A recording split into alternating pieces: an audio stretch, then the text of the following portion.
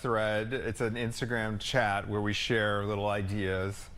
And there's no time constraints on it. However, Mia sent an idea either Friday night or early Saturday morning. And I received this. I don't work Saturdays, okay? I was off Saturday, but when I got the message, for a split second, I think I was in bed. My heart just jumped out of my body. Really? Because I was like, do we have a show today? You know, I might have been not quite awake or whatever, but then I got the story idea. It was on a Saturday. I was like, wait, am I working? And then I was like, no, I think yes, it's Saturday. I had that idea was for Monday. Yeah. That's happened to me before. It's okay. Where and the thing is, that said, please send them at all hours. That was more it had to do with this week because this week is weird, right? It is weird. Of course it's weird. Time stands still between now and New Year's. That is not a scolding, Mia. That is not a scolding. In fact, yeah, I like our text thread. I've gotten a call before when the show is starting. Hey, where are you? Oh. There's nothing worse. Nothing worse. Literally nothing worse. Where are you?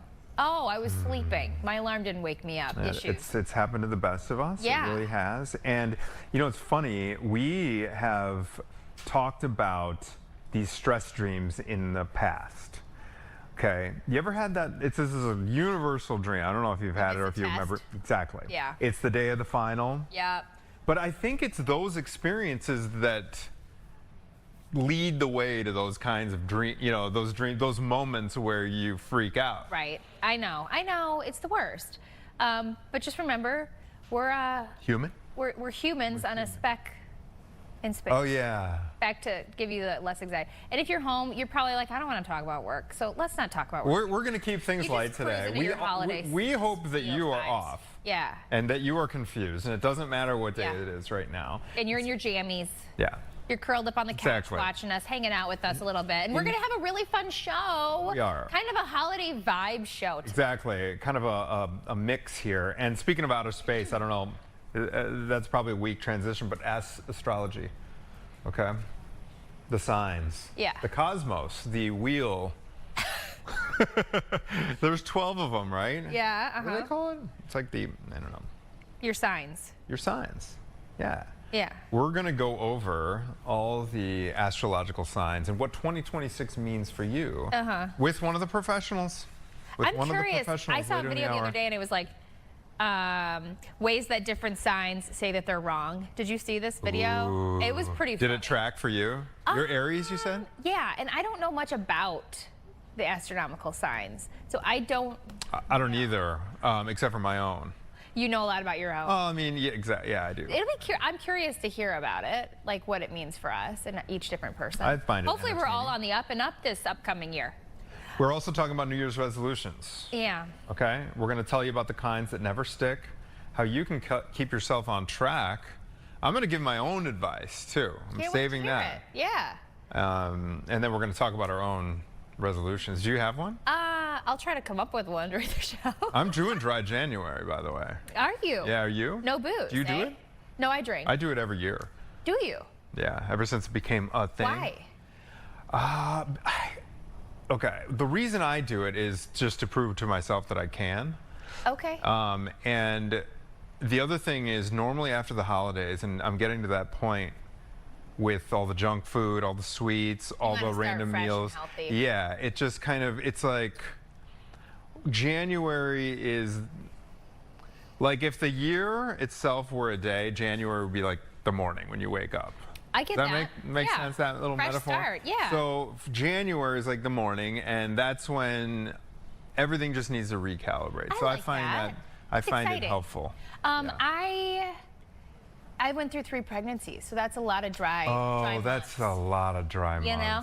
That's a combined 27 dry months, if my math is correct, which is 2 years of your life. Yeah, so I know I could do it if I wanted to, but you don't need to prove it to yourself. Every once in a while. I bought this really good holiday ale. I can't remember the brand. I'll have to pull up our little Facebook chat with you guys because I bet you know what I'm talking about. But it is like the perfect beer. It is. It is the perfect beer. If we don't is it find a dark ale? I should look it up. It's like a medium ale. Oh. I don't even know, but I drank it the other day and I was like, this is wonderful. I'll have to take a picture of it. Okay. Maybe we could share it tomorrow and give you guys a little idea if you are on break this week. Okay. Starting with Reddit. Okay. Yeah. 22-year-old man.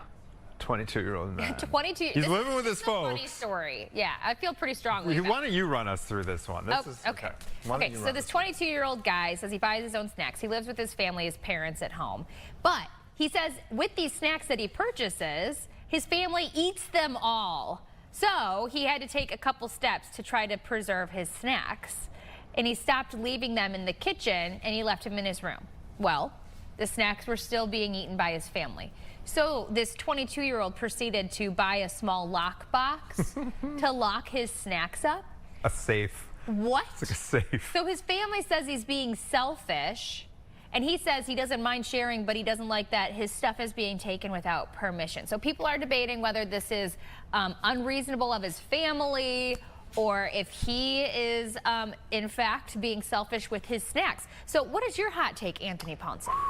22-year-old man. Okay. If there was something really, really special to me, I would probably throw my name on it in the kitchen, like, you know, with maybe a note that says Anthony's, touch and die. Something like that, something subtle. When you were 22, yeah. Yeah, yeah. No, I'd label it maybe, like, please do not eat. Well, I'm fairly certain, because the family is saying he's selfish, they're aware that those are his. They were in his bedroom. If they are going into his bedroom after, you know, after the fact, then I'm going to allow it. I think I'd like to know more about his, you know. Okay, here's my thing. I'd like to get all sides, but I'm with the kid. I think I'm with the kid. What parents are stealing food from their child? I don't care how old the kid is. What parents are stealing snacks from their kid? That is wild. I would give my kid all of my food before taking their food. Yeah, maybe it's the fact that he's 22, still living at home. Well, the thing is, that is not rare anymore. And 22, that's actually fresh out of college. You're kind of a college grad, yeah. So. No, this is bizarre. Unless it's the siblings, that would make more sense, okay? The siblings see you've got a thing of Snickers, and they're like, ooh, I want a Snicker from my brother. I'm going to go take it from him. That tracks. I might have done the same when I was a kid, but the whole family taken from him? My dad, this calls up a memory. This is actually a real story. Are we going to overshare? I mean, not that this isn't. This is Reddit. Let's go. I remember my dad telling me about one of his family friends got mad at their kid for quote unquote stealing food. How old were they? Kids. No, can't. Can you? That's borderline call DCFS. Absolutely. Right? Stealing food. No. There's no stealing. I'm 1,000% with you. There's no stealing. Okay. Yeah. No, that'll make me. Yeah. No, yes. When I was a kid, our cabinets were open at all times. Now I know some people have different policies with their, their eating and whatever, but yeah, the stealing food amongst family is weird. And I, circling back to the first statement, the parents should never be taking food from their kids. No. What? No. What? And things are expensive these days. So your 22-year-old probably has a job somewhere, obviously still living under your roof, and they're spending their hard-earned money on this food that they want to consume, and you're going to take it from them? What? Yeah, I think in the end I'm with the... I'm curious. I got to know if people are feeling how they're feeling. I think I'm siding with this 22-year-old kid. Yes, 100%. Not selfish. Eat your food. Okay, where are we going next here? Pet parents? Sure, yeah. While I pull up the live stream, we'll do the... Yeah, we want your comments again. That was fun last week. That was so fun. When we played This or That. Some good audience you guys were really active. I would like to know if people are actually doing the New Year's resolution thing. All right. This next story. Pets are often referred to as our fur babies. Another Reddit user posted asking for advice after his boss confused his dog for his son. Here's what happened. This was last year. His boss asked him what he did over the weekend, and he answered that he, quote, took his little guy to the park. He was talking about his dog. Now, his boss thought that he meant a young son, asking how old the son was, to which he answered 4.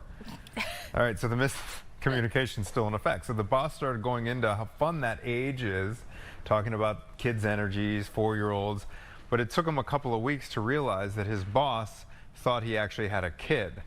So the miscommunication still was going. Now, a year later, he got his performance review, you know, those EOY, you know, reviews. The imaginary child is now 5 years old, and during the review, the boss apparently praised him for handling work so well, despite having parental responsibilities at home. So now, this is like a Seinfeld episode now. The man says he's, quote, in too deep, and he's afraid for the day that his boss actually asks for a picture of the kid or the name.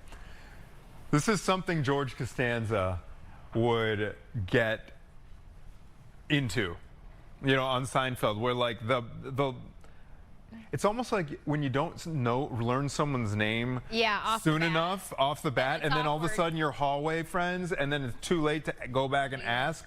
So now this guy's in a pickle. He's in a pickle. How would I handle this situation? How about this? You play this clip. We clip this segment.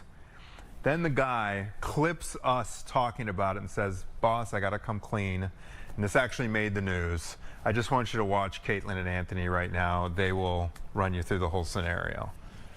What do you think? No? I would say, to add to it, if you do go that route, I want the boss to go easy on this guy. Of course he would. He's going to feel really awkward, tail between the legs. I think if you just got your end of year review, like you just got it, I would head on, go there now.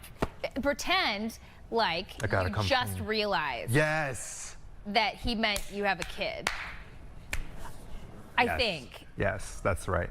I read the review and I gotta clear. I think I have a kid. Yeah, we gotta clear some. Yeah. Sorry about that's the so mix-up. awkward. I don't. That's. I could see how this would happen. Caitlin, I could see how this would happen. You're spot on. Yeah. You're spot on. Yeah, just play dumb. And then keep us posted. Keep Reddit. Keep our Chicago posted. Yeah, that's a hard. Oh, we got some comments. That's a hard situation. Okay. Okay, so, snack lock up. By the way, Anton says the food story is interesting. Why would the parents go into his private spaces and take his food? Exactly. we agree with you. That's really weird. If you guys have any tips or advice for the guy here who called his fur baby to his boss and needs a way to break it to his boss that he doesn't actually have kids, please let us know. Exactly. We'll share the news. All right. Here is another trender here. Yeah. This was seen. We've been talking a lot about the CTA in recent weeks, okay, in a serious way. Yeah. But we want to lighten things up a little bit. You see all kinds of stuff on the CTA, Caitlin. I know you're not an L commuter. I'm not either, but I took the Red Line for many, many years. I'm very familiar with this whole ecosystem. I've never seen anything like this, though. This ecosystem. Look at this. Who did this? Is this like part of the CTA? Did they purchase this? Put it on there? I don't know if this is part of the CTA's new security plan that's being demanded by the Federal Transit Administration. But yeah, you are looking, everybody, at a Roomba that found its way onto a CTA train. I'm not sure what line. Okay. Our traffic reporter, Gabby, she looks surprised here. This is on your beat, Gabby. You might need to do some investigating. 24,000 likes and still no word yet on how the Roomba got there. Why do I have a feeling like I love this Roomba? It reminds me of a little animal. Like, it's just so cute. This is sad. We reported on Good Day Chicago, this is in the last 10 days, that the company behind Roomba has filed for bankruptcy. Now, they're still selling them. The customer support's still in effect. I don't know if the brand's going anywhere, but like they filed for the protection. I have a very special place in my heart for robot vacuums, and I say that with the utmost sincerity because I've got two. They both have names. That's adorable. What are their names? The one downstairs is Sunny. The one upstairs is Frank Jr. Oh. Because we had a Frank original. Oh, and it died. Didn't make it. Now we have a Frank Jr. upstairs. Those robot vacuums, they've got a pretty good warranty for like a year, I believe. So like our one upstairs just broke. Called the company. Remember the Target story where I said get a hold of the company, not if it's expired through Target, you can still. And they replaced it. Nice. Stop sucking stuff up. Yeah, no, I'm obsessed with my vacuums. You know, the upstairs is carpeted, and I've got 2 big dogs and 3 kids, and I was like, this upstairs has a little bit of a funk smell to it. I don't know what it is. It just doesn't smell so fresh. So then I got this robot vacuum, which nowadays there's so many. They're so competitive with each other, to Anthony's point about iRoomba, iRobot. iRobot. They're fairly affordable. Like you could get one for $100. So what is your routine with them? How often do you deploy Frank Jr.? Frank Jr. is probably every day. Every day? Every day. It's so easy. And you know what? You feel like you're doing something. It's kind of like when you turn on the dishwasher or you throw in some laundry and turn on the machines and you're like, ooh, I feel like I'm accomplishing something, I'm being productive. Meanwhile, you're doing nothing. The robot is that times 1,000. And so the one upstairs, every day I just click the button, turn it on. It drives my family crazy, I will say that. The one especially Can you downstairs. use them with, because we have hardwood floors on the 2nd floor and area rugs. Will it climb? Yeah, it will. The one downstairs, so I've got a kind of a cheaper mop robot combo. And so you can get really, really expensive ones that'll like detect when there's a rug. It'll lift up and it won't put water on your rug. Mine just kind of sprays and goes. But it's a game changer. I'm curious. I definitely am curious. Sure. Yeah, so that robot, I don't know how it got on the CTA. We're going to have to, I think... Investigate? Exactly. We just need to... This could be a single phone call to the public information officer for the CTA. I'm sure that'd be a relief to that office. I bet they... With all the calls and issues they've been having, we can get an answer on this one. Someone got this for Christmas. And just... Charge that baby. Yeah. Put it on the train and click start. But that's a sacrifice because that thing is picking up who knows what. Wait, one more question before we go on to our really cool other trending story. How often do you have to, if you're deploying it every day, how often do you have to change the bag? It's not a bag, it's like a cartridge. Like you pull it out and you empty it. So not very often, but the one downstairs that has the mop situation, Sunny. Yeah, Sunny, downstairs. She, you gotta change that every time. You gotta change the mop. Although, like I said, they've got really fancy ones that'll clean itself. It'll clean, it'll refill, it'll do it all. It'll do it all. Man. I don't have one of those, but they look cool. Like they even sanitize the... How do they do it all? Do they change their own cartridge? Like they leave a little cartridge dropping on the ground and you just... No, they empty it. They suck out the... So it goes back home to its dock, charges, empties the dirt bin, refills the water bin, and sanitizes the mop heads with warm water. And then she's good to go. We are in the Jetsons. This is... it's got a dock that it knows how to get back to. Oh, of course. Anthony, what? Where have you been? I have never had one. I've never seen one. I've never been over to anyone's house. Way. Yeah. Okay, but the only... Okay, also, I could go on about robot vacuums. It's such a problem.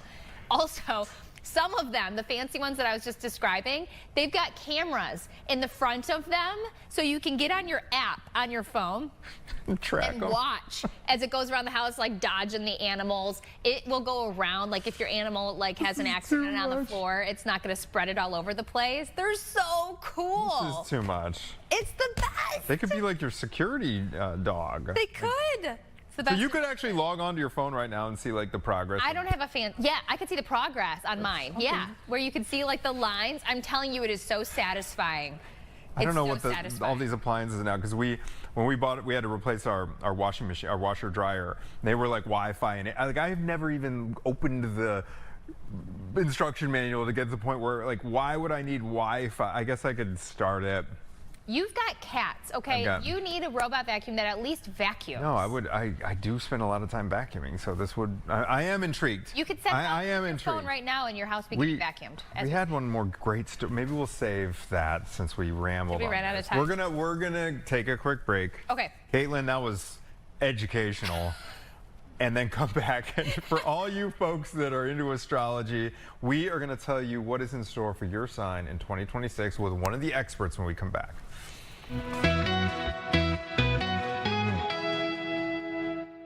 Mom-in-law has more lawyers than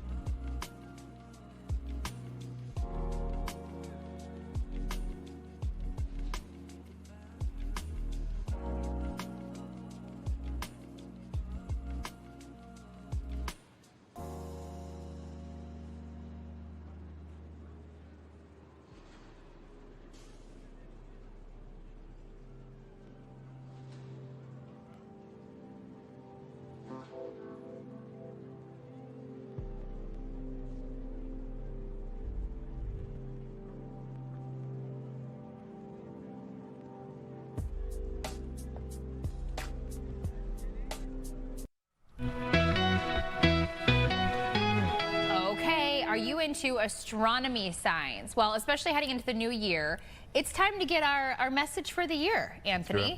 So a lot of people like to check their horoscope for insight into their daily lives or even the year ahead, which is what I was just kind of talking about. So we're going to get a preview of 2026 for our own and for your astronomy signs. Hong Kong-based certified counselor and award-winning astrologist Lataya Wang is joining us over Zoom this morning to get some insight. Good morning to you.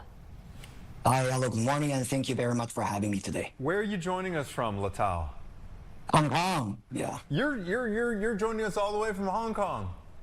Correct, yeah.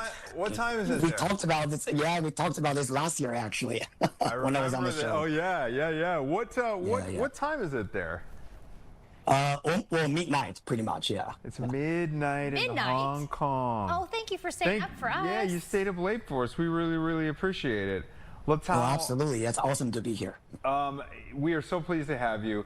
First of all, tell us how long you have been an astrologer and how you first got started in this topic. Oh, wow. So I've been practicing a professional astrology for about 11 years. And when I first started, I was living in Sydney, Australia. I encountered my first spiritual teacher there, and he was really the first one who opened this whole, spiritual door for me. Yeah. Okay, so you said spiritual door. So obviously, you believe in the horoscopes and the astronomy and the signs. Can you kind of explain the background with that? Like, how are they connected? Sure, yeah. So the entire base of astrology is really about as above, so below, as within, so without. And a lot of people actually study astrology. They are usually the fan, they love Carl Jung, who was a very famous psychologist from Switzerland. And basically, what we're really looking at when we are, studying astrology, when we're reading astrology, is to look for synchronicity between the sky, what is happening in the sky, and what is happening in our daily lives. Because everything is about working together. It's about the oneness, right? So when we are on Earth, we're looking at what is happening in the sky, and we're trying to find hints. We're trying to find information from the alignment of the stars. And that's what astrology is actually about. That's really cool. Do you remember a significant piece of synchronicity in your own life or maybe one of your clients' lives that you could share with us to give us an example? Because I think examples help with this. I'm a big fan of Carl Jung, by the way. Amazing. Yeah. So that people can kind of realize what a synchronicity is as opposed to some kind of little coincidence. Right. So, well, to be honest, there are just so many things that we can talk about. I mean, I see clients and I do individual consultation on a daily basis. We can really look at this from two different levels. One is the societal level. For example, what is happening at a bigger scale, right? What's happening between nations? Well, especially we can find a lot of things from the news. Maybe one country is fighting the other one. There's war here, and certain decision that our world leader is making. And you look at the line of the star in the sky, and you realize that, well, no wonder he did that. And when we're looking at our daily lives, it's the same. Sometimes I might even, for example, we all lose stuff, right? I might lose my keys, and I will look at cast the chart at that moment. I ask the chart, where's my key? And, as simple as that, to be honest. And that is called horary astrology, which is very much used in terms of looking for, missing objects and things like that. But in counseling, when we talk about psychological counseling, clinical psychology, I've seen a lot of clients going through difficulties when they're having their Saturn transit on their chart. Because Saturn in astrology is talking about confinement, limitations, but more importantly, our karmic lessons.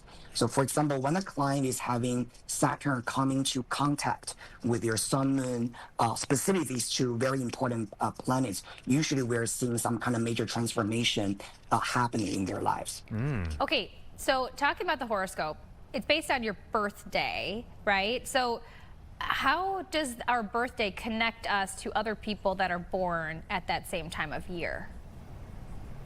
So there are a lot of people born, in the same year, on the same month, and on the same day, right? But in astrology, what is also important is your birth time and also the birthplace. And sometimes even with twins, right, which a lot of astrologers have talked about actually, even, if you are counseling twins, they were born on the same day, but because of the time difference, maybe one person is 30 minutes later than the other one. And you can see the so-called astrological house system, right? The house allocation would be completely different, which could actually make their lives completely different. And so having very accurate time to work with in astrology is very important, for us to give accurate analysis. Let's talk about 2026. We're about to, celebrate the new year. What are the heavens above telling us about this year? Are there any standout predictions that you can talk about? It's actually a great question, because I think we can talk about this from two different angles. First of all, from the Chinese astrology perspective, we are wrapping up 2025, which is the year of the wood snake. The wood snake energy carried a lot of the thoughtful and the introspective energy of the snake, right? Which is all about shedding the old skin, shedding the old patterns, and achieving a sense of completion with each one of us. But in 2026, very soon, we're entering a very different energy. Next year is the year of fire horse. Now, without much know-how in astrology, we could already imagine what this is about. It's about galloping. It's about being fast. It's about forward momentum. It's about movement. And so we're really seeing this energy shift from the yin towards the yang, from something that is rather slow and static towards something that is rather dynamic. And this is very much aligned with Western astrology as well, because next year we're seeing a lot of major planets shifting signs. Saturn Neptune conjunction in Aries, we're seeing Jupiter, right, the planet of opportunity, growth and expansion, moving from Cancer into Leo, which is also a fire sign. So the fire energy is very much strong, right, in 2026. So there's going to be a lot of dynamic energy shift when we move into the new year. Do you think that this has to do with AI and the growth of technology and how it's going to explode here in the coming days, future? It's a great question. I love that. So actually, in the Chinese I Ching studies, fire is related to technology. All right. Now, in Western astrology, it's a little bit different. But in, for example, fire energy is associated with AI. It's about technology. It's also about movies, entertainment, whatever you see that is a little bit ethereal, right? For example, AI is a thing that you see on the screen, but it's actually not really there, right? And that belongs to the fire energy. So when we move into the fire year, we're definitely going to see more development and more, let's say, surprises, right, surrounding that sector. Ooh, ooh. Okay, let's see. With this fire energy that is in the way, a lot of folks, when they consult astrology, they're looking for answers in careers, but a lot of people are also looking for answers when it comes to love and relationships. Yeah.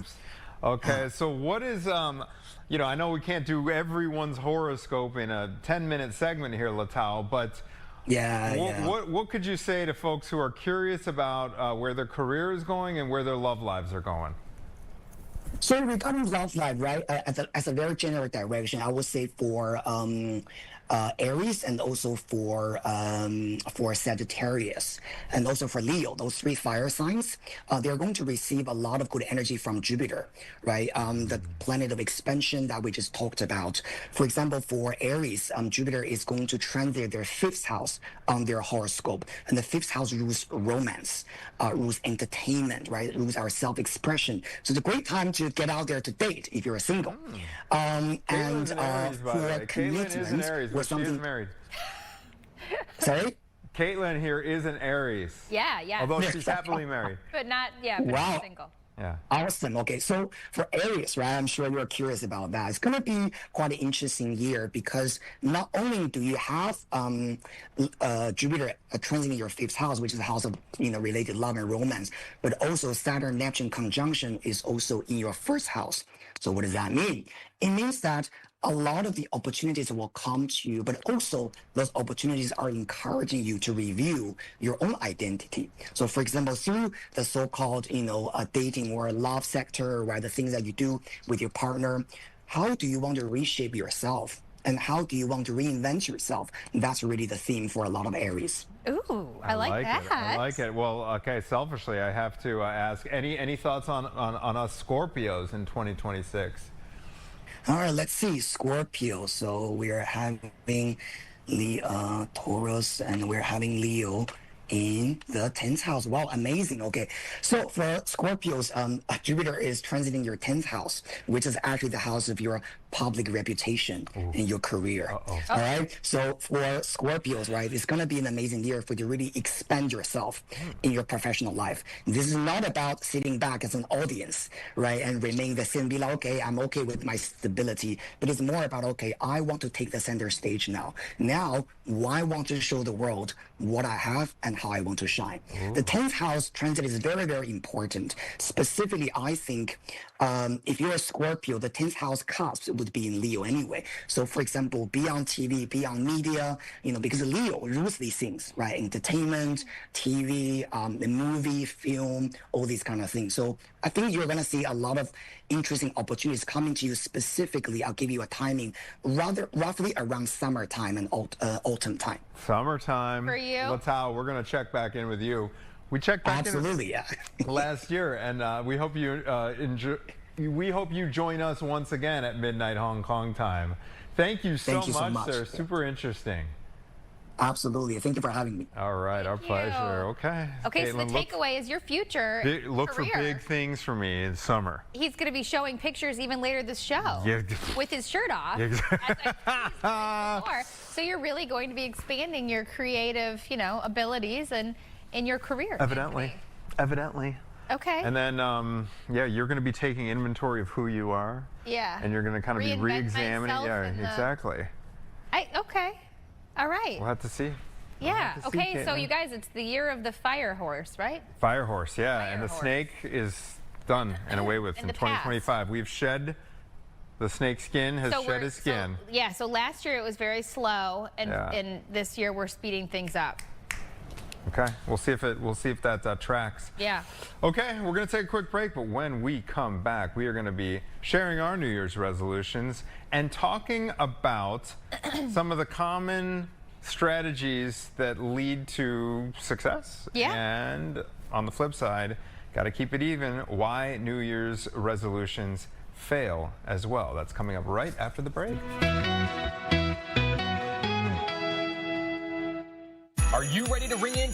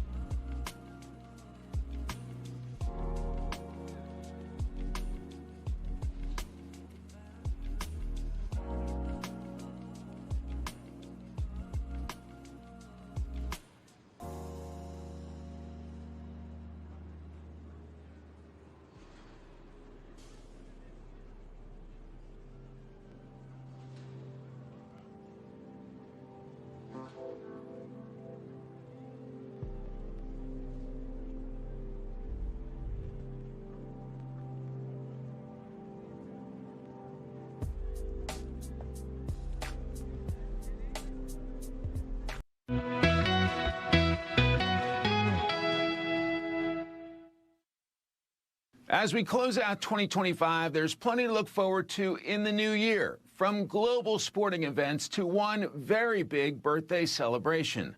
Let's take a look at what's ahead in 2026. It's going to be a big year for sports, and it all starts in February at the Winter Olympics. The Milan Cortina Games will be held in Italy from the 6th through the 22nd, marking the first time the country has hosted the Games in 2 decades. They will actually be held across a large swathe of northern Italy in the most widespread Winter Olympic and Paralympic Games ever. Just 2 days after the Olympic Games begin, Super Bowl 60 gets underway at Levi Stadium in Santa Clara, California. While the final matchup hasn't been determined yet, we do know who will be headlining the halftime show. Global superstar Bad Bunny is expected to draw plenty of viewers as one of the most streamed artists in the world. But his selection did spark some backlash, with critics calling out the Puerto Rican performer's decision to skip the U.S. while touring this year, over his fear that ICE would raid his concerts. Despite some calls for a new performer, the NFL is standing by its pick. I'm not sure we've ever selected an artist where we didn't have some blowback or criticism. It's pretty hard to do when you have literally hundreds of millions of people that are watching. The action continues in the summer at the 2026 FIFA World Cup. United States of America. The U.S. is co-hosting the tournament with Canada and Mexico, with 11 cities across the country set to welcome soccer fans from around the globe. I should not say soccer because I know what it's called. The rest of the world calls it football. The 2026 tournament will be bigger than ever before, with 48 teams expanded from 32, competing in 104 games over 5 weeks. In the first round, the U.S. team heads to Los Angeles, where they'll face off against Paraguay and Australia. The World Cup kicks off on June 11th, right here on Fox. This will be a time like you've never had in your lives. Get ready to party like it's 1776. This year, America will celebrate a big birthday on July 4th, marking 250 years since the signing of the Declaration of Independence.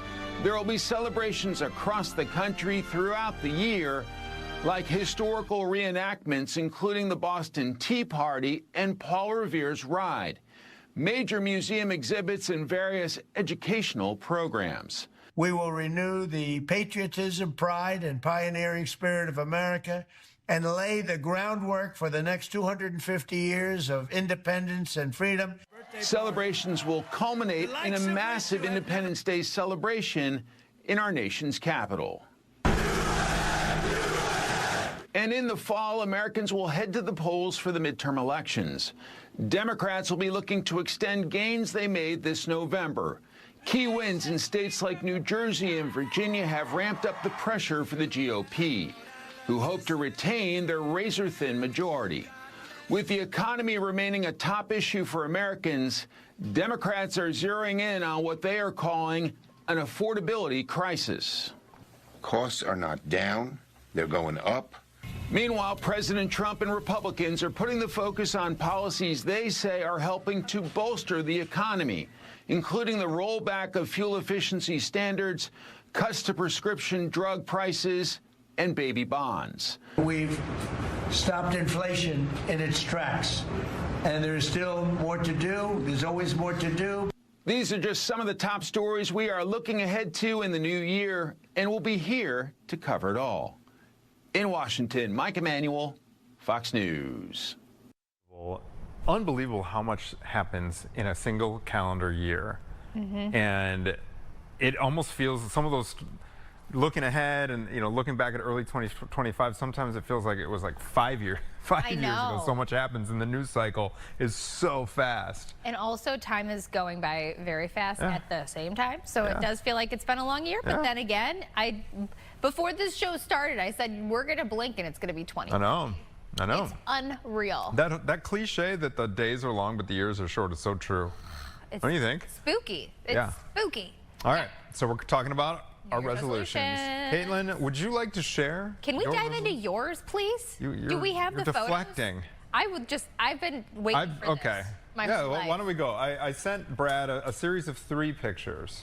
I don't know what order we're gonna see them, but all right, everybody, heads tune up. in. Okay, this is me a couple weeks ago. This is actually my current progress. This is kind of in reverse order. Okay. All right, so this is me. I set the resolution in 2022 to accomplish what is known as a front lever, which is basically holding yourself horizontal from a bar with your arms straight.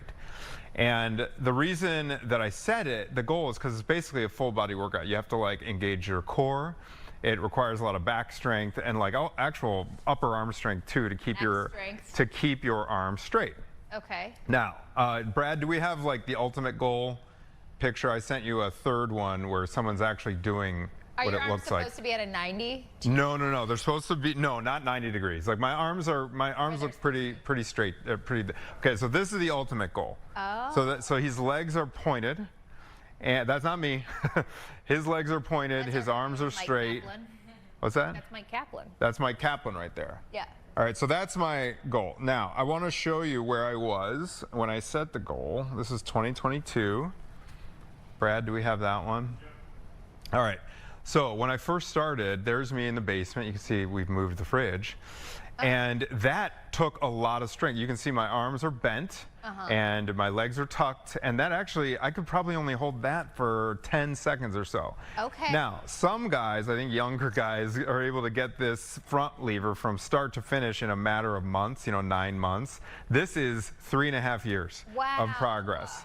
And I think this is my year to straighten out those legs. So now from here, I'm going to try to straighten out one of those legs. Yeah. And hold it. What happens when you do? You just fall? I fall. Yeah. Yeah, I fall. If I try to straighten them, I can hold it just for a second. But I mean, you got to be able to hold it 5 or 10 seconds for it to count as the front lever. Oh. Now, we have been given a list of what makes resolutions stick versus fail.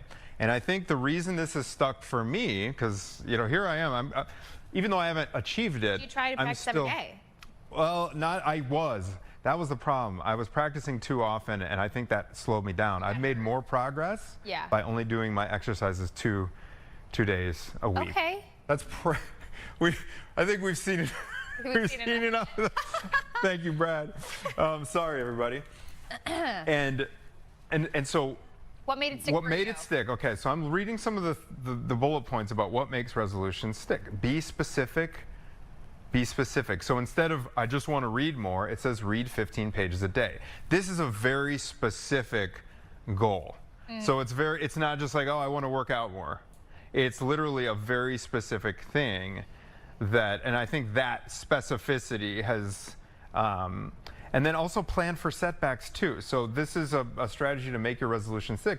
Plan for setbacks. Expect slip-ups and have a plan to get yourself back on track. So another reason that it's taken me so long to do this, I've dealt with like 2 or 3 major shoulder issues and other arm pain where I've like had to shelve it, or it's not a steady line, Caitlin. Like I go up and down and up and down, and I'm actually still nursing a right shoulder thing, and so I've had to kind of back off. And so if you plan for those, a lot of folks who have these goals, as soon as they get a setback, just give up. And if you build in, and so like, I'm late 40s at this point, so I know I'm probably gonna have another shoulder injury this year. And you know what?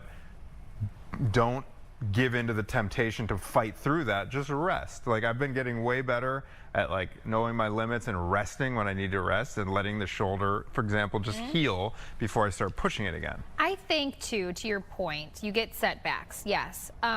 When you have a goal, especially for like exercising, now I am not an expert, but what I am an expert at is consistency with exercise, and I have been for years. And I talk to my husband about it all the time, because he's one of those people that will go in hard at the beginning, and if he doesn't see results right away, he gets discouraged, and then he'll quit. So I think too, like especially with the exercise, because that's a big one for a lot of people, don't focus on the end goal so much as just doing what you can that day. For example, Anthony said he got hurt. Well, my family's been going through illness. We've been sick like crazy. So when you're sick, you're not working out. You want to heal, get better.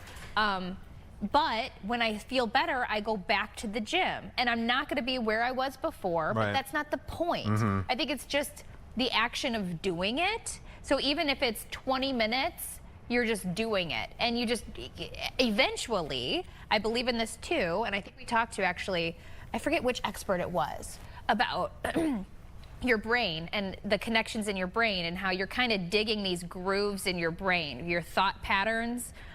So especially with something that you don't want to do, or a new habit that you want to pick up, if you just start doing it all the time, every day, eventually you like wire your brain, yourself. Your brain isn't going to default to, I don't want to do this, I'm not going to do this. It defaults to, I'm doing this, I want to do this. And I think you could apply that with many different things, not just exercise. One thing I'll add to that, and how to make them stick, this is a great item on here. They call it temptation bundling, where you pair a chore, let's say you think of exercise as a chore, with a pleasure, like listening to your favorite podcast. So when you bundle those two, hey, I'm going to listen, that's my time to listen to my favorite podcast. Watch your favorite show on the treadmill. Exactly. So you pair those two. And one thing I will say specifically about the exercise, I have come and gone on a lot of different fitness things. I actually enjoy getting up on that bar. It's way more fun to me than like lifting weights over and over, or going on a treadmill, or going on a run. And so if you are able to identify something that you actually do enjoy more, it's way easier to, like, I'm looking forward to those days that I do that, because it's not like a trudge. It's like, oh, I get to see where I'm at on the progress, and I look forward to it. Also with the exercise, and this is just like a little tidbit that I do, if you're doing like lifting weights, and this is for people who don't exercise, okay? You guys probably know a lot more than I do about exercising, but sometimes, a lot of times, when I lift weights, I just pull up a YouTube video, search like 20-minute weightlifting workout. And when you do it, just try not to go in too hard, focus on each exercise separately, take it slow. And when you're doing the exercise, I told my mom this once, and she's like, I love that. Focus on the muscle that you're using. Oh, yeah. So like if you're doing curls, focus on your bicep, and just put your mind in that muscle, and it feels so good to just contract it and use it. Or when you're running, if you're getting tired, like you just reach down and touch your thigh, and you can feel your muscles working. And for me, I don't know what it is mentally, it makes it so much easier, and you're just focusing on the one task at hand. Don't get ahead of yourself. Just focus on right now what you're doing and go slow. I agree. Do you know what I mean? I agree. That mind-muscle connection goes far. Caitlin, before we go into some of the reasons that resolutions don't stick, you bought yourself a few minutes here, but do you have a resolution? You know, I think for me, I'm at the point in parenthood where I've got a 1-year-old who's a handful, but we're starting to cross over into that more comfortable. I say that now, and over the weekend he was doing some crazy stuff, climbing up on the stools and stuff.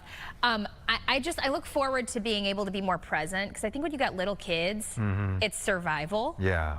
So I'm still kind of in that, but I'm hoping in this new year I can just be more present, especially with my older kids, to be able to sit with them and focus on them instead of just making sure all my kids stay well. Based on what I'm reading here, common resolutions that don't stick is when they're vague. Work out daily. So you just said be more present.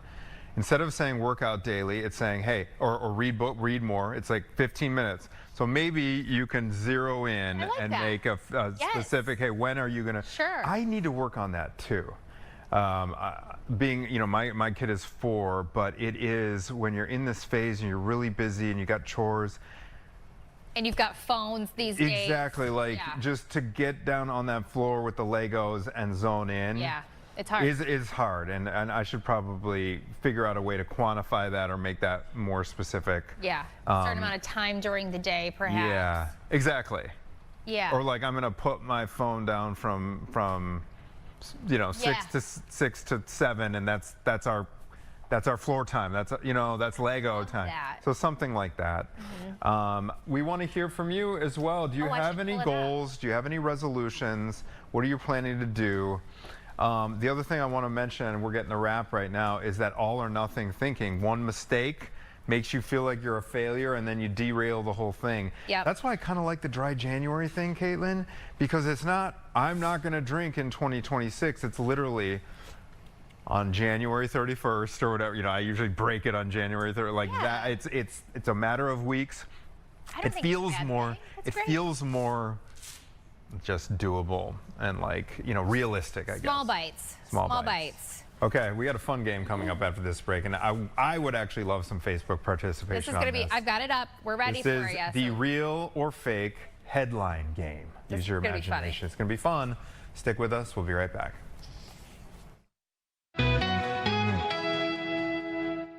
I'm Jonathan Lawson.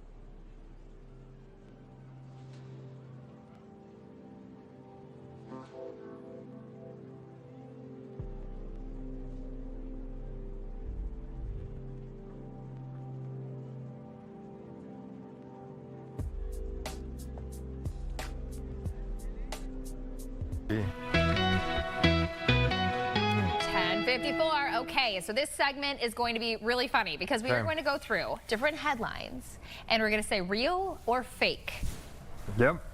Okay. All right, so let's kick start. it off here. Let's go. Number one. Some hotels are now offering phone jail rooms where guests have to lock up their devices at check-in. I'm going to go real on that one. Did you see the White Lotus? Do you watch White Lotus? Yes. Okay, they went into a med spa, or like that spa. Remember, they have to put their phones I don't remember that on check-in. It's the first episode. That's like the first thing they do, and the dad is like, no, and then the family's like, no, put it in there, and so they give it to the manager. Phone that's jail part of the rooms. thing. Yeah, I'm gonna go real on that. I'm going to one. say fake. Mia? It's real. Ponce Wait a 1, second. Cody 0. Hold on, wait. I'm going to Ponce pull up on 1, Facebook. Cody 0. Yeah. Okay, wait. Phone jail rooms? All right, fine. Okay, here we go. All right, let's read the second one. Second one. A growing number of Americans say that they would rather clean the bathroom than do the dishes. Real. I'm going to go real too, because the dishes happen like, it feels like 5 times a day in our house. Unload that dishwasher. All right, Mia, what do Put we them got? away. I'm going to go real. That is real.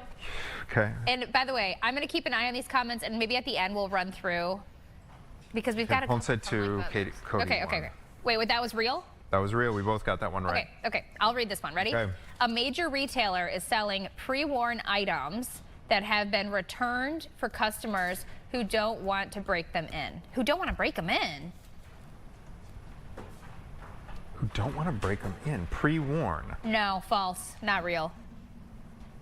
I've seen like open box things, and I'm all about that, but pre-worn to break them no, I'm going to say no. Fake. Fake. Fake. Okay. Okay, go ahead. Next. Okay, experts say, here's our next one, our fourth one. Experts say sitting on the floor for 10 minutes a day can improve heart health. Yeah, of course. Sounds, yes, I've heard this. Yes, real. Sounds right. What? It's fake? Fake? Oh, over 2. My dad told me if you lay on the ground and you put your legs up in the air, it's supposed to be Isn't good there for your something, heart. too, about getting barefoot and then going on the actual grounding? Grounding. So I thought it would fall into that category. Right. Okay. 1 in 3 people have admitted to pretending to be on a call to avoid someone in public. I've done this. I'm surprised it's not 3 out of 3 people have admitted to pretending to be on a call to avoid something in public. 3 out of 3. 100% real. Mia? Yeah. Oh, yeah. Real. Okay. But by the way, if I'm just surprised not 3 out of 3. Just make sure that your phone is like not lit up. Who hasn't done that? Who hasn't done that? Yeah, no, that's great. Next one. A new app is rewarding people with cash to stay off social media. I'm going to say that's real. False. Okay, we're tied up now. Okay. Here was something funny. Speaking of New Year's resolutions, this was a model of a gym. I remember covering this story. I can't remember where the gym was, but essentially what it was is you pay up front your thing, and if you work out, you actually get your membership money back. That was the model. Does that make sense? Yeah. So you actually, you're invested. You got skin in the game. The model is put skin in the game in the form of money, and then if you show up a certain X number of days in the month, you actually get that month's membership back. And so it's like, oh, You think it would be the opposite, you know? Yeah. Okay. Anyway. I know we're running out of time, so maybe we'll do one more headline, then read a couple comments. Okay. Sure. Gen Z says email feels more stressful than phone calls. False. Nothing's more Gen Z stressful. hates phone Nothing is more stressful than a phone call. I'm going to say false. That is real. Wow, that was bad. Okay. All right, you guys, I'm looking here. Anton says, I'm with Anthony, doesn't own a Roomba, old school vacuum guy. Nia says, I want to start my lemonade business in 2026 and build on my organization. That's great. Mia? Nia, keep us posted on your lemon. That's cool. That sounds promising. Anton says, why would someone bring that on the train, the Roomba? I get having it home, or is it CTA property? And then Emma says, 2026 goal is to go Pilates or whatever workout class 3 times a week. 3 times a week. I like that. That's specific, and it's realistic. Yeah. Specific, realistic. Those are 2 hallmarks of the goals that apparently stick. We appreciate you joining us as we close in on 2026. We got another hour of Chicago Now right after this.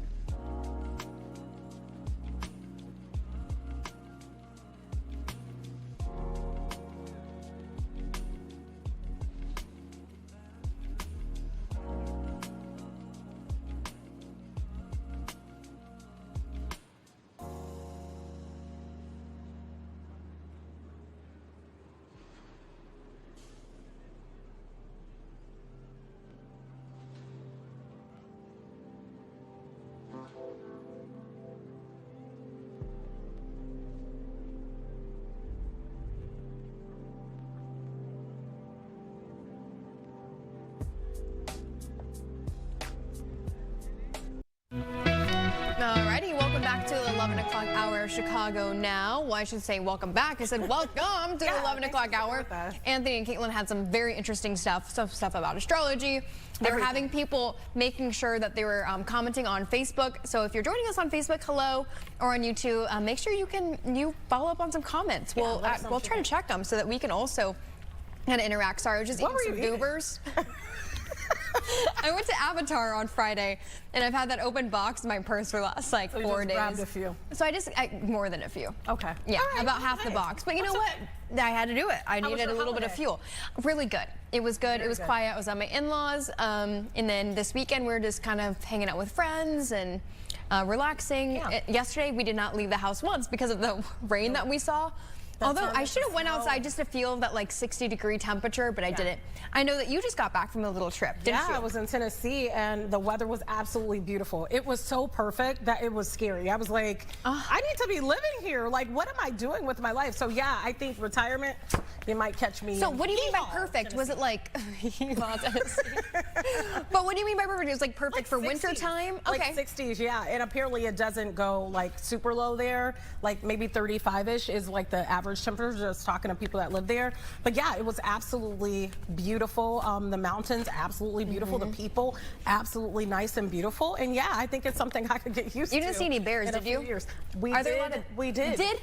At a distance. At a distance? At a distance. In the wild? In the wild. No way. Yeah, you know, they don't bother you. Apparently, you don't bother them, and they go on about their merry way. So. I don't know about that. But I also saw you guys, were you at like some kind of playground, like indoor playground? Snow tubing, that was it. Yeah, it was a snow tubing place. That was really cool. We also did like this roller coaster that you control in the mountains. That was really, really cool. Okay. Because you control it. Oh, yes, I've seen that on Instagram before. Yeah. Where you have, people have like a little GoPro and they're going down. It's almost like a little train cart or something like that. It is. It's really cool. It's like a go-kart, but on roller coaster. So what if you would run into a bear there? You better move fast. Yep, okay. So there's no, you're telling me there's no, I was like a guardrail up, but I'm sure they could jump it if they wanted to. Because if I remember right, I've seen one of those videos. I don't know if it was in Tennessee. Yes, and the bear came. Yeah, and the bear came. Maybe it was like Germany or something crazy like that. I'm all right. Watch out. That's the best I'm glad to hear that. Do you have any plans for New Year's? You know, I don't officially know yet what I'm going to do. I've been invited to a few parties, and maybe I'll show up. Maybe I'll stay at home. I don't know. Okay. You know what? Stay with me. Here's the thing. I love New Year's. I love New Year's. I grew up going to the Pasadena Rose Parade because my uncle lives on the route. And we're not going this year just because, you know, PTO from the wedding and, you know, having to make sure that we're ready for some stuff coming up later in the year. And so we're staying around. And I love New Year's because I love the thought of like, okay, starting a new leaf. It's a new year. There's so much possibility. And I always like anticipate, like have like high expectations for myself, but then we get closer and like I end up not really doing any big plans. So maybe you should spend that day planning for what you're going to do in the new year. Yes, I can make like a vision board and stuff. Which, you know what's funny? I look back at a vision board. This is a small one that I made 5 years ago. Everything accomplished? Almost everything has been accomplished. That's a big deal, Gabby. It is, yeah. So maybe you should it was little things, right? Like, you know, just being healthy, transforming, some little like mindset stuff, some stuff with work, and it's crazy. When you write it down, you really don't put too much pressure on yourself. Just let the world manifest it for you. God manifest it for you. You know, there's some amazing things. We're going to get to New Year's resolutions later on in the show, though. Okay, but let's talk about what we do have coming up in the show. So the first indoor dog park and bar is coming to Chicago. Why didn't we think of this? This is a great idea. I'm so surprised that this doesn't exist like multiple of them in each suburb because it's genius. It is so genius. We're going to talk to the founder and learn more about that. Maybe they'll let us get in on it before it really takes off. No kidding. There's also a local man who, when I walked in the studio, I'm like, what's happening here? I saw a sink. I don't know what I was looking at, all kinds of stuff, but apparently he has figured out how to make music out of everything, which, you know, we see kids do that. So I'm happy to see that it keeps going. Me too. That, you know, you can have an imagination beyond that. So I absolutely love that. He's going to give us a special performance, maybe even show us how to play some of these things. But first, we're going to talk about some of the trenders that are happening all over social media, and we can start out with the first one. Yeah, okay, Beyonce, now a billionaire. B for billion. I feel like everyone who I've kind of told this to or has read it has been like, wait, she's not already a billionaire? Yeah, apparently, yes. Move over, Taylor Swift.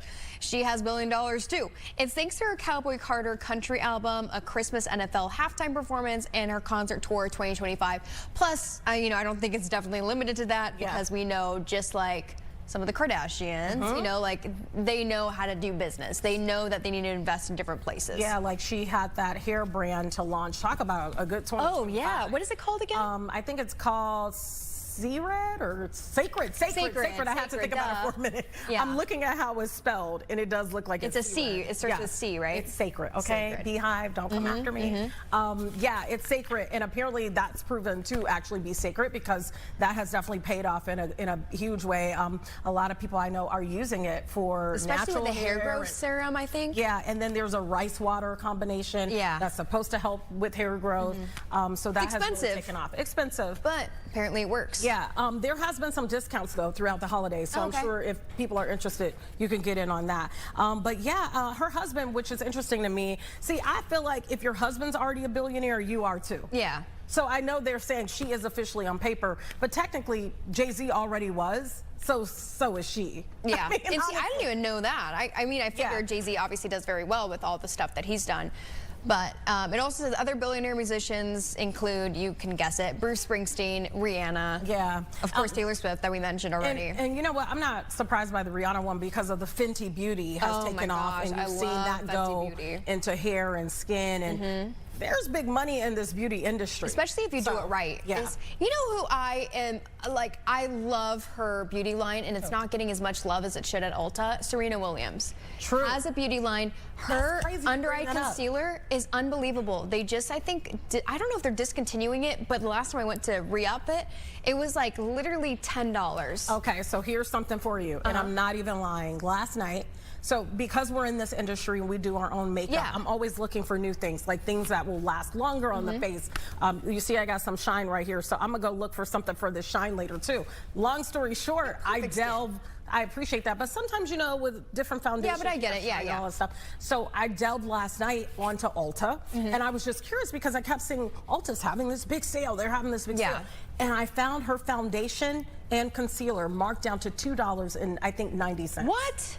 Okay, then I'm going to re-up and get like 3 more bottles because that. Well, you might want to do it in the break because I just announced it, so I'm sure people watching are online right now. Give me a break. I also don't know what my color is, so.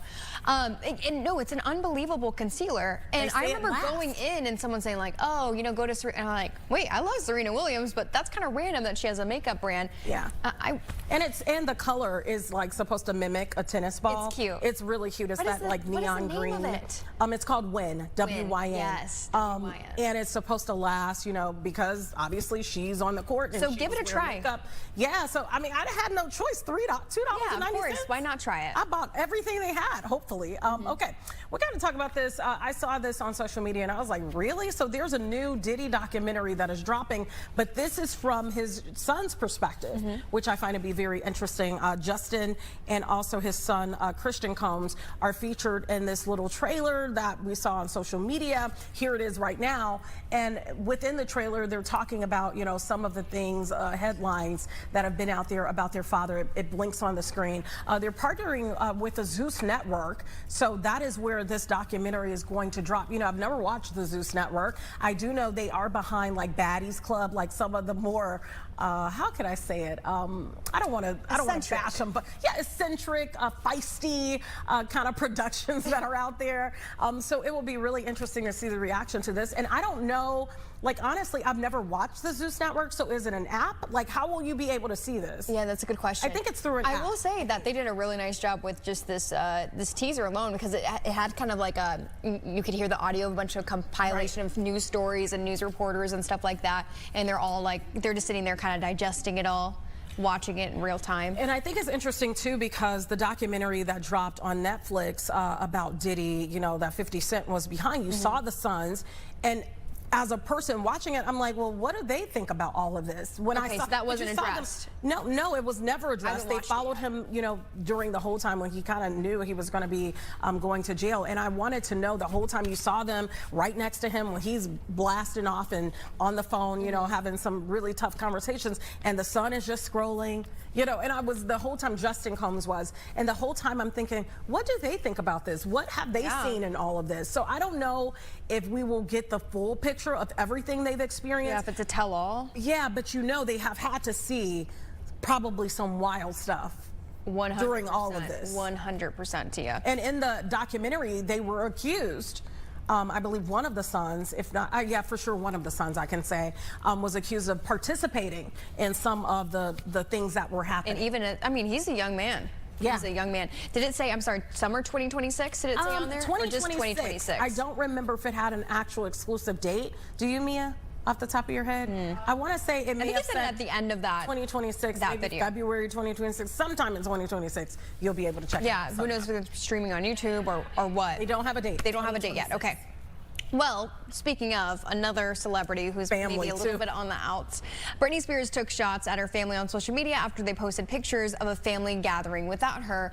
As we've seen Britney kind of do on social media, you know, she doesn't really hold back, it seems, also with her dancing videos and stuff like that. Poor Britney. Yeah, those dancing.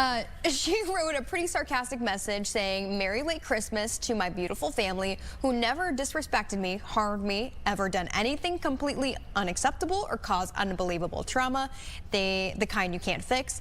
To my dear, sweet, innocent family, so sorry I was busy this Christmas, but I will definitely show up and surprise you soon. I can't wait.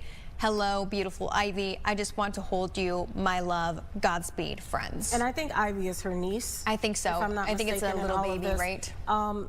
I just think, you know, this is really sad, honestly. Yeah. Britney Spears is a pop culture icon, and it seems like, you know, at least from her narrative of things, that, you know, her family took advantage, you know, and really without her, what would their life have looked like? So, I mean, the least you could do is invite the girl to Christmas, even if she comes over for a few minutes. And even if it's like, you know, a train wreck, I mean, you still have to show your support, and maybe that will help her get the help that she needs if she can ever really truly be a normal self, quote unquote.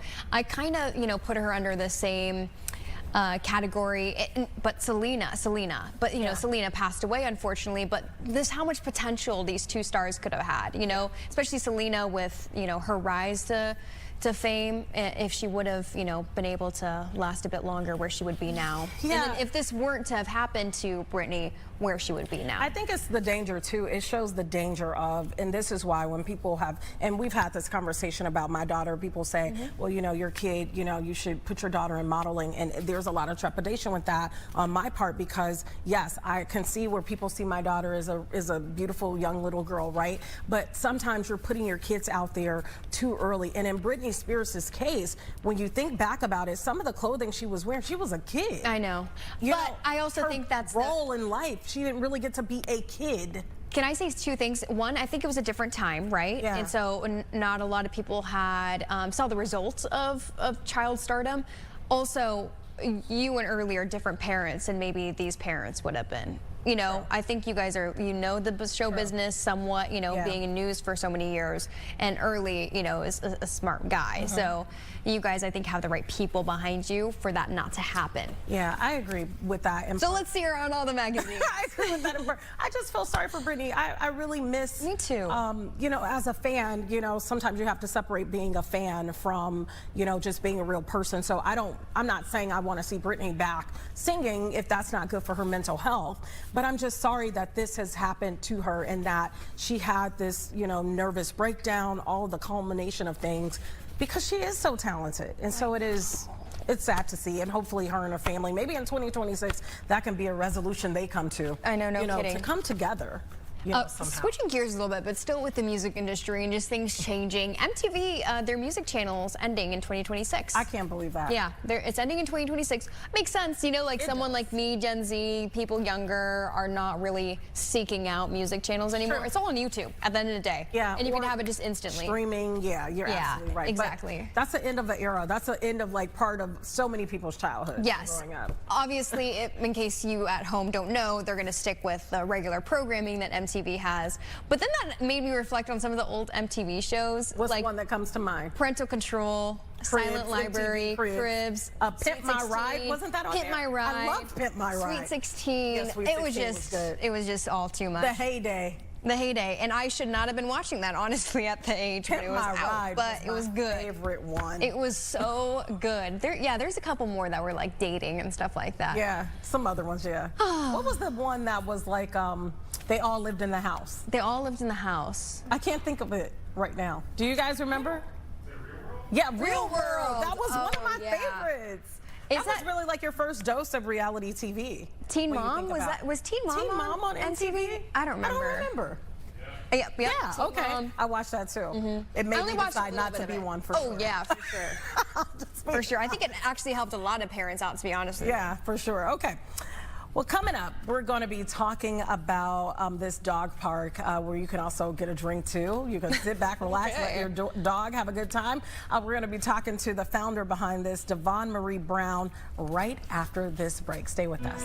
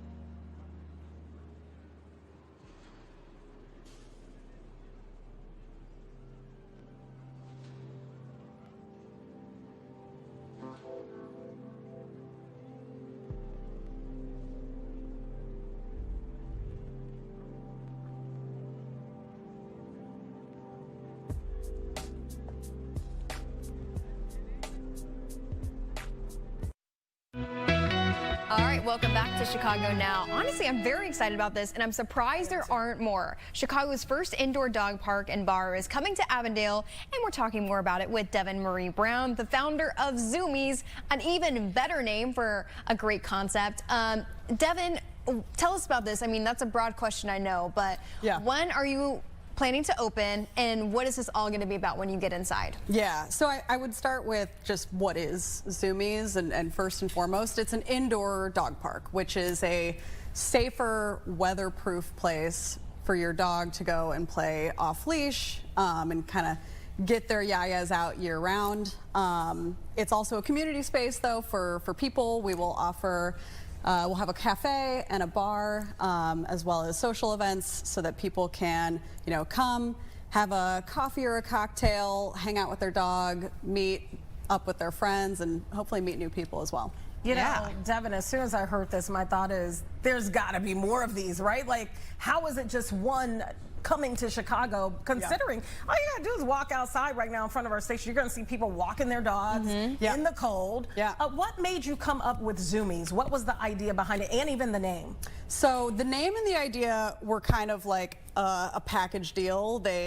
My husband will argue that he's the one who came up with the name, but I stand to disagree. But it actually started back in 2019.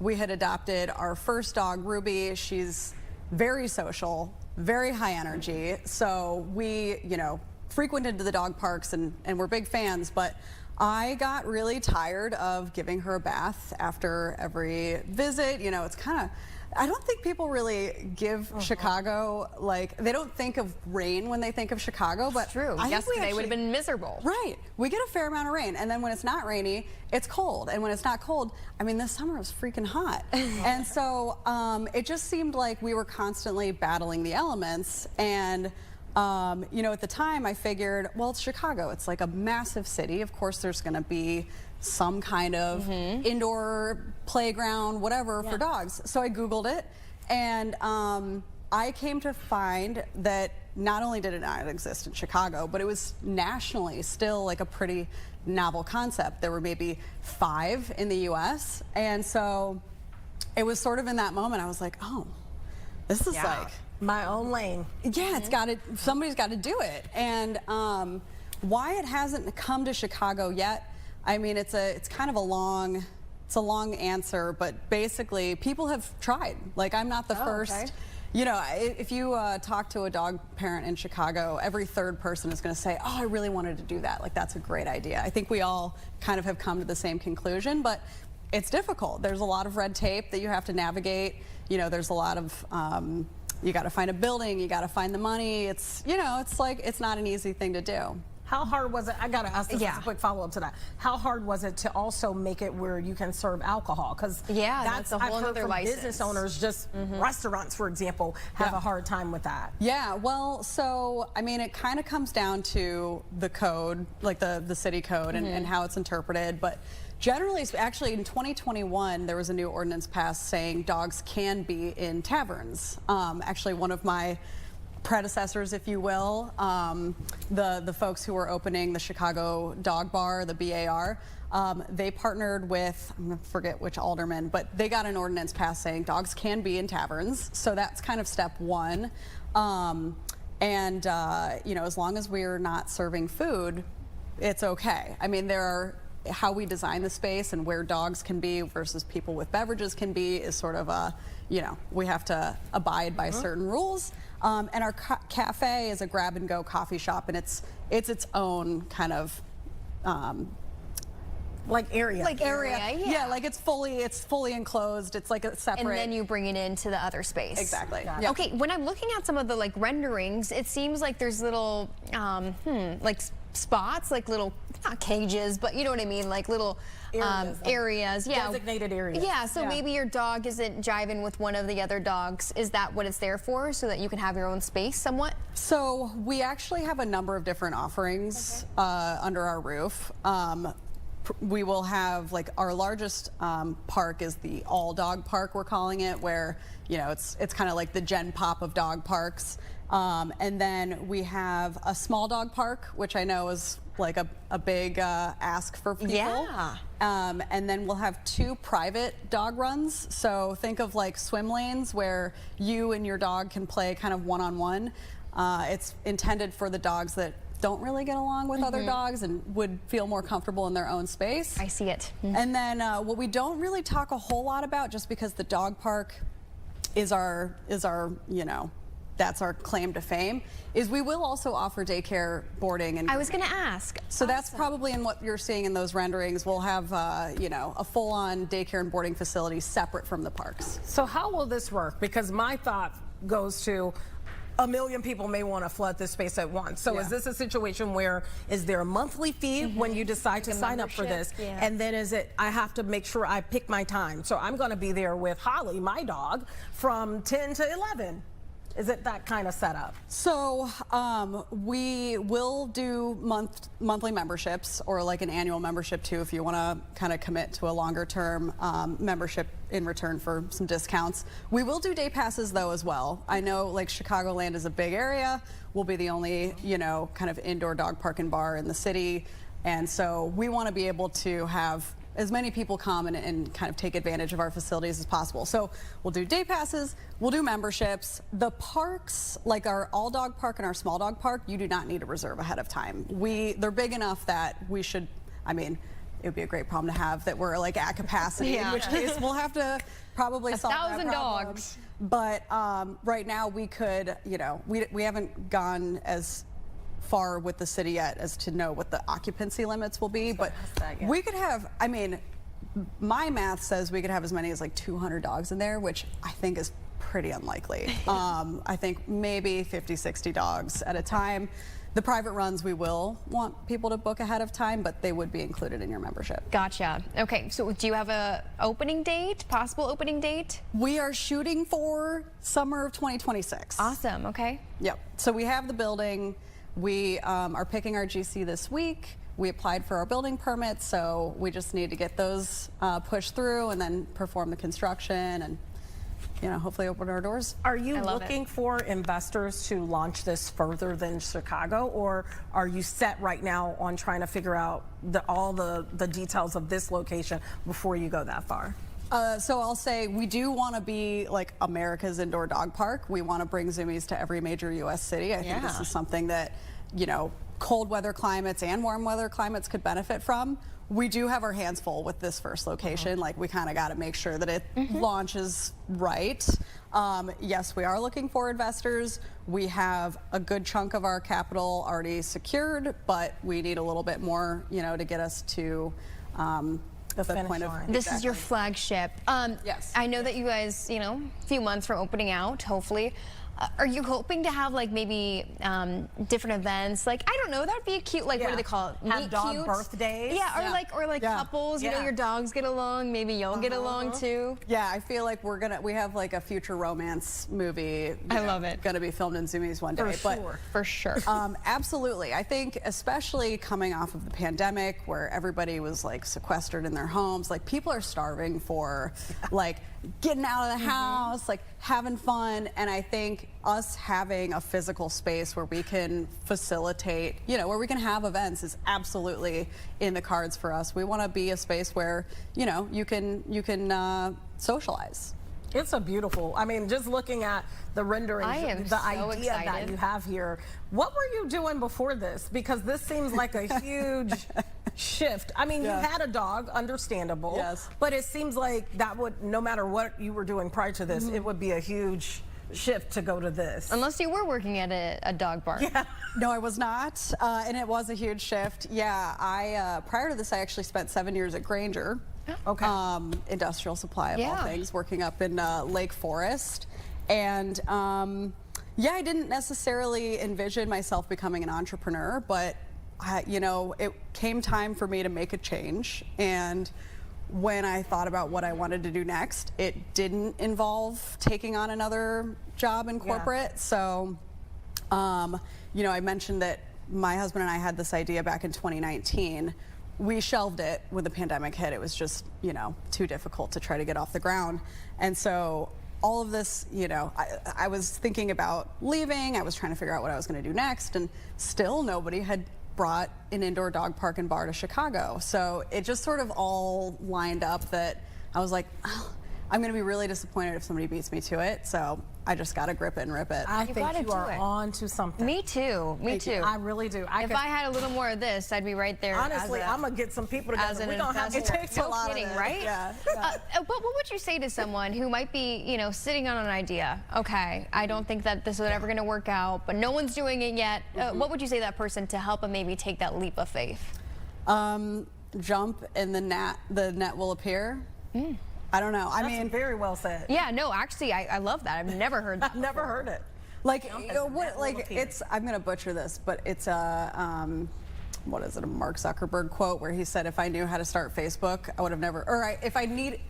Oh shit. Oops, excuse me. If I knew how to start Facebook, I would have never started Facebook. Something like that. Yeah. Like, you just kind of, you gotta. Trust. You got to try it. You got to just go for it and trust that you'll figure it out along the way. Devin, we manifest here, just so you know. Yes, I'm a big. You manifest here, and we've had many people talking to this camera 10. That's the one. And say what they see for the future, what they hope, your dreams, pretty much. Go ahead if you want to. Oh boy, that's it's a lot of pressure. I haven't done my 2026 vision. It's okay, even if it's already messy. got one. Just you get something out. You're opening up Zoomies. That's huge. That's true. I mean, right? It's like, oh, my dreams have already come true. But I mean, it would be that Zoomies opens in 2026, and that it's a smashing success, and then we open more locations, and I'm an artist as a hobby. So at some point, way down the road, I would like to just kind of, you know, work on that full time. But you will be able to once you get all these Zoomies up and running, get some investors. I could see it. Look at New York. Everything good starts in Chicago. They have no alleys. You already have that going for you, honestly. You're right about that. It's true. They need it in New York, LA. I could see all the major cities because just thinking about the environment, like San Francisco, I watch people there when I live nearby. They will walk their dogs. The streets are filthy there. I mean, I do have a quick other question for you before we let you go. I told you this is going to be a long interview, but you know, some dog parks and stuff, they have to be careful with different breeds that come in and stuff. I think it's all about the owner, right? When it comes to the dog. Yeah. But is that something that you have to be aware of that maybe the city is, you know, turning your attention to, or is it something maybe you'll decide when you get closer and things happen? So my personal philosophy is like there are no bad dogs, just, you know, tough upbringings. And I don't believe in breed bans or restricting by breed. Some of the sweetest dogs I've ever known were pit bulls, and some of the rudest dogs I've ever known were Chihuahuas, not pit bulls. Pomeranians can be that way too. Yeah, so we believe in evaluating the dog by, you know, based on the dog and not their breed. And trusting that maybe the owner will be smart enough to know their dog before they bring him in. Well, and we do have, you know, there is an onboarding process. You can't just walk in with your dog. So you'll have to submit your vaccinations. If your dog is older than 18 months, they need to be spayed or neutered for the safety of everybody. And part of our process includes temperament assessment, which includes like I'm calling it sort of like an honor pledge, if you will, from the owner that they, you know, they pledge that their dog has never had a violent altercation with another dog or human. So you should know, you know, your dog well enough if you're going to be bringing them in. Yeah. What's the address of Zoomies, or what's soon to be Zoomies? 3455 North Elston Avenue. So it's up in Avondale, like right on the border. Great location. That's a great location. Do you already have a website up yet? We do, yeah. It's www.zoomieschicago.com. Perfect. We're launching a new website in maybe 2 to 3 weeks, so don't be alarmed if it looks different today than it does in a few days. Yeah. Okay. And then obviously you did that social media post, and you guys have socials up and running? We do, yeah. You can find us on Facebook, Instagram, TikTok. It's all at Zoomies Chicago. Okay. I'm so excited for you. This is going to be awesome, Devin. I'm going to be your partner. I need a dog, and then I will be your first customer. Excellent. But first thing is getting a dog. First customer, first partner. Consider it. All right, let's shake on it. We can shake on that. Maybe get my money up. Maybe Tia can help. I can just be like a silent partner with Tia. Sure. Let's do it. Yeah, she can just fund it. Okay. Devin, it has been an absolute pleasure meeting you. Thank you so much. Looking forward to this. We're doing an open house on Saturday, I'm happy you January said that. 10th. Okay, perfect. And when the new website launches, we'll also be pre-selling memberships. So Saturday, January 10th. Everyone write it down if you have that puppy dog. All right. Yeah. I love it. This was a great, I don't know why you didn't launch it sooner. Maybe it wasn't meant to be sooner, but I think this is the right time. Me too. Thank you so much. Me too. I appreciate it. All right, no problem. Okay, Thanks for coming up, it was a pleasure having you. Coming up, we're going to be talking about turning, is there something that you use that you feel like every day could be music? I think this, like when people do this. Oh yeah, like you don't think about it, but it is like the sound of music, right? Or your heels. Yeah, your heels. We're going to talk to this man who's right here, who's Joe. That's his name, Joe. Joe. I wish we had the camera there. I thought we had the camera there. We don't have it there yet. But we're going to get over there and talk to Joe right after this break. You're watching the...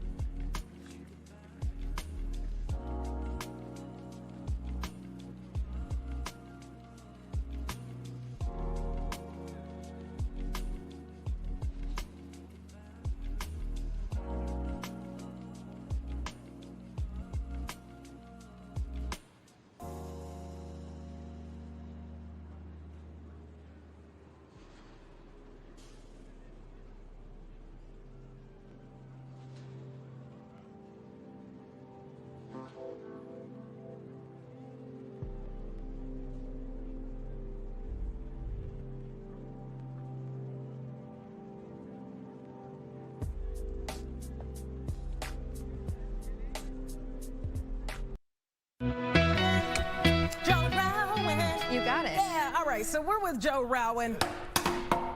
Whoa, Tia.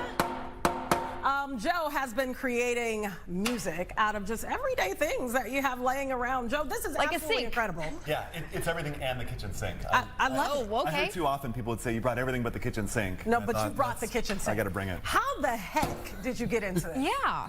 You know, I've been very curious about musical instruments and music my whole life, and I was a music school student many years ago.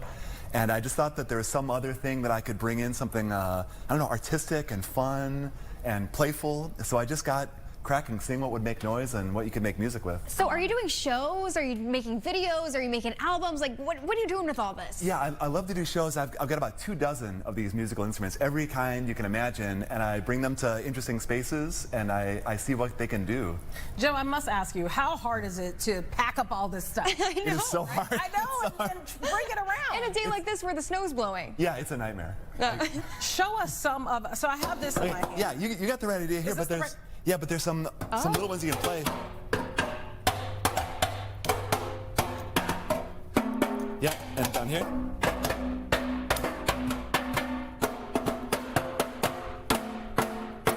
Yeah, we got it. All right, what else we got? So the beaters are great, and you can play with brushes also. But as most people know, the native striking instrument of the kitchen sink are the scrub brushes. Oh, yeah. So. Oh.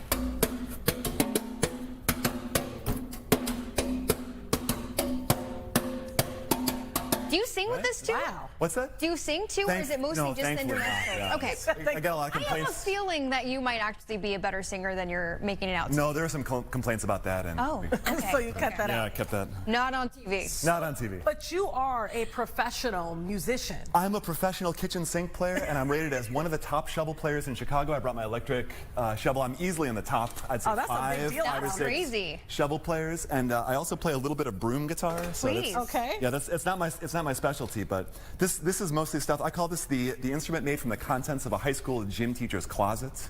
So like, you know, when they're trying to get a ball or something, and they gotta like eat all that stuff out of there, the parachute comes out.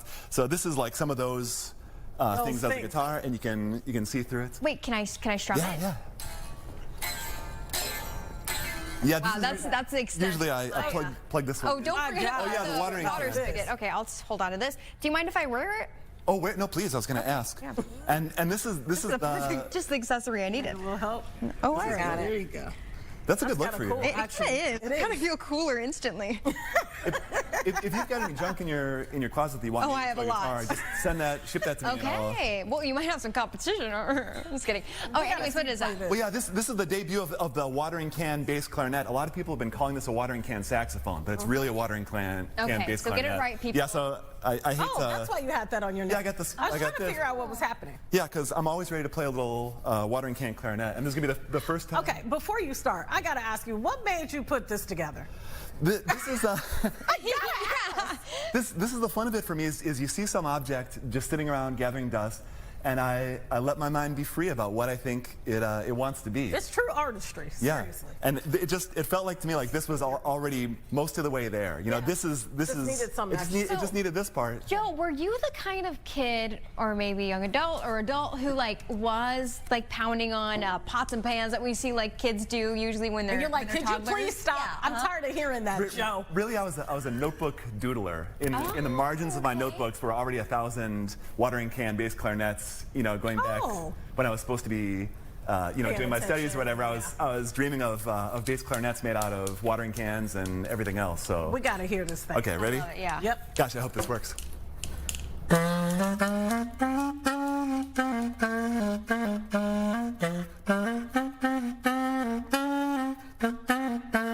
Can I get a little sync? Really good. Yeah, a little sync, and I'll come in with the guitar at some point.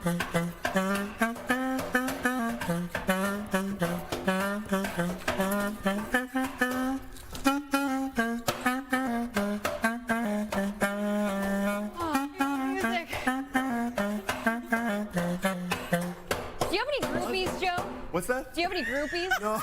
You do today. No, I'm. Tia and Gabby. I'm middle-aged and tired and. Middle-aged and tired. No, I love it. This is incredible.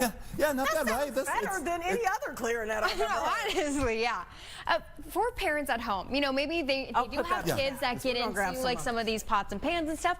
Do you encourage them to maybe lean into this, you know, finding ways to build an instrument? It's a pretty cool hobby. Yeah, you can build them. It does take some power tools. Of course, to do, but not to this extent, probably. I think the starting place is just remembering that that music is fun and it's supposed to be fun, and it's not an accident that we use the word play with music when there's so many other words that would work. But play is the one that we chose, and no matter how serious the music you're playing is, there's room for adventure and risk and spontaneity.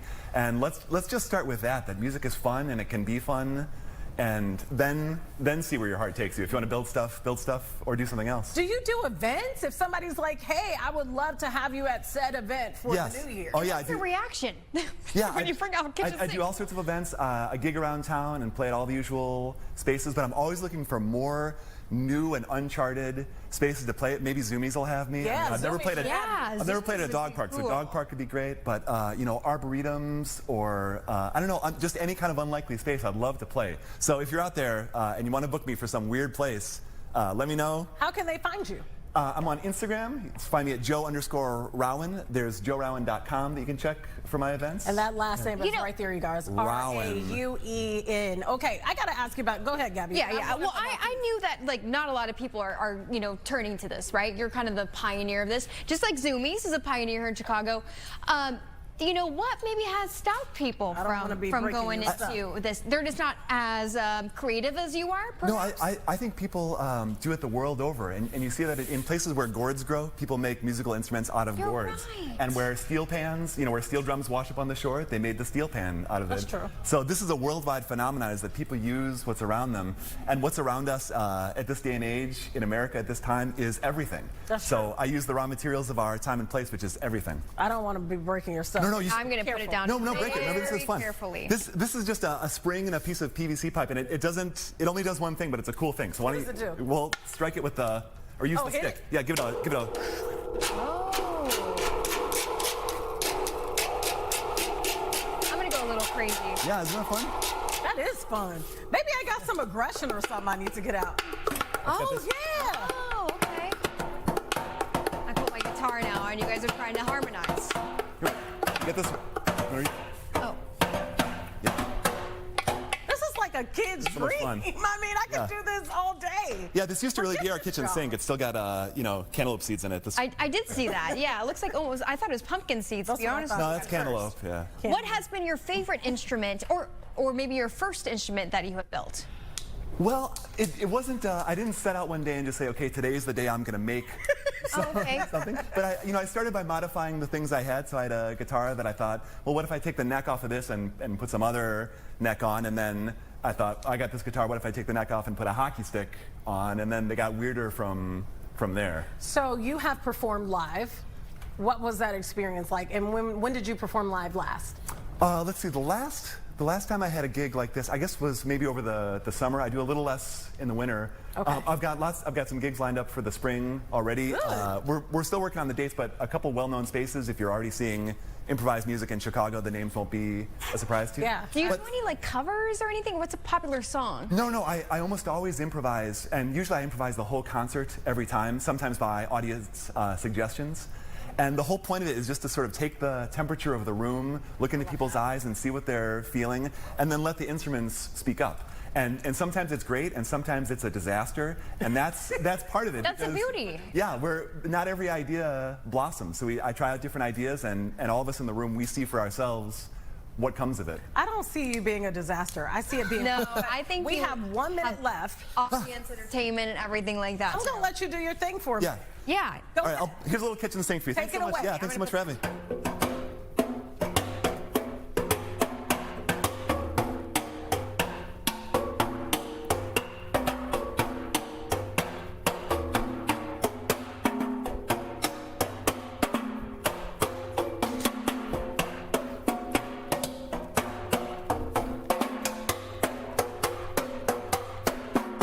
Oh, dropped it low. Uh-oh.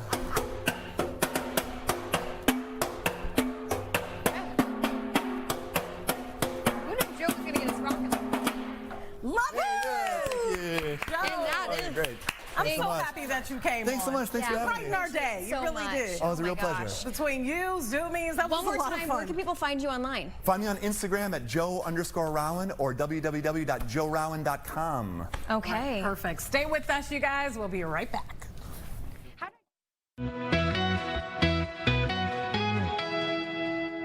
Seriously.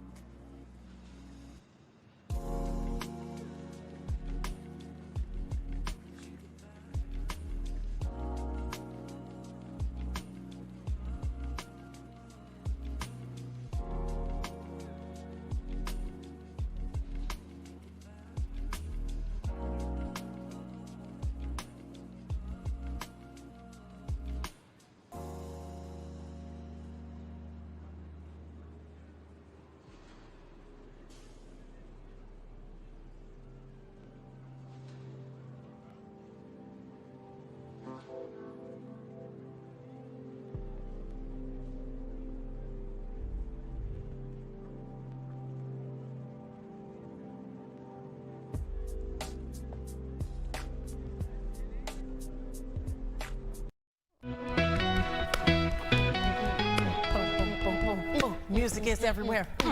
You know what? Since you're such a good singer, you should actually hook up with Joe and be like the We do a singer. concert? That would be so cool. That would be crazy. I don't know if I could hold. The crowd would go wild. I don't, you know, that would be something that I would want for a New Year's resolution, is to perform live somewhere. Like lean in. Yeah, but I feel like. Could that be a karaoke bar?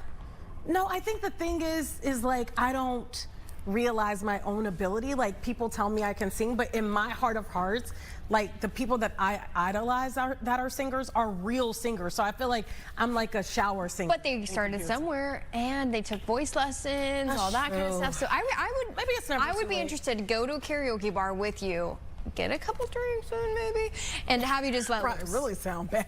Maybe. We'll see. All right, Tia. Let's play a little Would You Rather. We started this last week when it came to, like, it was kind of Christmas theme. Now this is, I think, Chicago theme. So let me start. Don't look yet. Be stuck on a stalled L train between stops for 45 minutes, or be stuck in traffic on the Kennedy for an hour with no exits to go to. Well, I've already done the Kennedy being stuck, so I'll just go with that one. Honestly, I would too. I don't know The if I would reason want to be being stuck on a train. Because you're in your own space, right? Usually in your own car. Like, you can see that you're stopped because of traffic. With the train, with the L, sometimes, most times, it's like, oh, there's a sick customer. Well, what does that mean? And how long is that sick customer going to be around? Well, I did a story a few years back right here by the Merchandise Mart. There was a group of people stuck on the train, and they had to walk. And I think that was like walking over the river. Like on the yeah, because the train got stuck. They had to get out and walk. See? So I'm good. I'm gonna stay in my that's car. pretty easy. Okay, walk like through that. slush in your sneakers or wear your snow boots on the beach, North Avenue Beach. I've done, well, I've never done the boots on this beach. The first one I've done. I mean, if you're from Chicago, you've gotten it's just caught kind in of the like snow without you your have boots to. on. I'm gonna go the first one. Okay, slush. See, but tennis shoes. Gym Like, shoes what will if be it's a fine. one-off, thing? I guess I'd rather wear the snow boots, though, because I was so frustrated. I wore a brand new pair of same, too. sneakers not too long ago, and I already have, like, a big gray spot. Oh, that spot. I'm okay. so mad. Well, then, yeah, in that case, I go with the boots. Slip on ice in front of strangers or have your car door frozen shut when you're already late. Well, I've already done both, Yeah. actually. I've fallen on ice in front of strangers. You know, when you get old, you've done it all. So, you know, hey, I'm going to go with, man, I need some lotion. Oh, I do too. No, I'm crusty. Chicago weather got us chapped. I'm going to go with falling in front of strangers. Okay, but that also involves falling, though, Tia. Yeah, but it's too much work to unfreeze. So I'm going to tell you that's the wrong. You don't have to spray. This morning, actually, I was trying to get into the garage, and you know how you have to roll down your window? Yeah, to and put the thing out. Well, my window wouldn't. So, but it's so early in the morning. I'm like, what do I do now? And I'm like, open the door. Oh well, whatever. It's okay. Things happen. All right, eat deep dish once a year, or give up hot dogs forever. Give up hot dogs forever. Yeah. I don't want to eat deep dish. I like hot dogs, but I don't really like grab for them much, so I think I could live without them. Yeah, I could live without. Live in a tiny and expensive downtown apartment, or commute from a large house in the suburbs that's an hour away. Second. Me too. Yeah, Me I'm not too. living. You know what? I can't live in. Sometimes you have to think of that commute, like, although it's annoying, like you have to think of it as like your me time. I don't know if you do the same thing, like listen to an audiobook, podcast, I don't know, whatever, make something up. Live next to a noisy train line, or above a bar that plays loud music every night. The train. The train, for sure. Yeah, I think after a while it becomes like white noise. Yeah, exactly. It actually could arguably probably be kind of comforting. Yeah, soothing. It's going by fast. I don't know, but the would be annoying. That would be, and it's different. I told you that I had ArcFest across my building, and I was trying to go to bed for the morning show. You couldn't do it. That was loud. You were frustrated. That was loud. I was like, I don't know how anyone could ever do this. All right. Have construction outside your door every day for a year, or deal with road work every day for a year. Well, we already do one of them. The road work we dealing with. Yeah. Anyway. For the last 25 years, what are you guys doing out there? Okay, now you go. Okay, wait. All right, so where am I here? Get stuck. Get stuck behind a group of slow walking tourists, or have your walk continuously interrupted by tourists asking you to take pictures of them. I've actually had that second happen to me a few times. Get stuck behind a group of slow walking tourists. Yeah, versus the picture. I've been the picture person, and although it is fun sometimes because you're like, oh, where are you guys going? It's funny because like I don't mind doing the pictures. Yeah, it is kind of fun, especially when they're excited for the It's always so funny. Okay, so have the Bears almost make the playoffs every year, or have one amazing Super Bowl winning season every 100 years? I think we're already having the latter right now. I know that was a tough game to watch last night. I get it. But overall, we're still going to the Super Bowl. Oh, I think Watch we look what I good. told you. That's actually what Brendan said. He's like, I have a feeling the Bears are going to make it to the Super Bowl. He's a Lions fan. He's like, and it's going to make me so mad. I'm like, well, get prepared. Eat it, buddy. Lions aren't in the Super Bowl. Which one? I actually cannot choose. I actually cannot choose. Okay. The playoffs every year, yeah. I almost get to the playoffs every year. That means that there's no chance, right? That's true. Yeah, okay. So, can I skip? Yeah, you can skip. Hit every red light on Michigan Avenue, or get stuck behind someone going 20 miles per hour on Lakeshore Drive. Both happen all the time.